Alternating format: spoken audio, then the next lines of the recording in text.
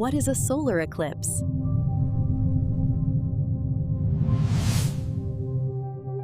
A solar eclipse happens when the moon moves in front of the sun and blocks its light.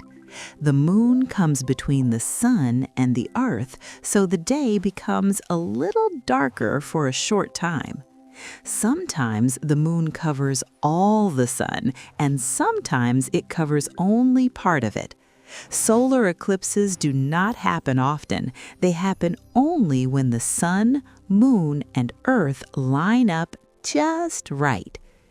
Important: never look directly at the sun during a solar eclipse. Always use special glasses. It is a cool and amazing space event.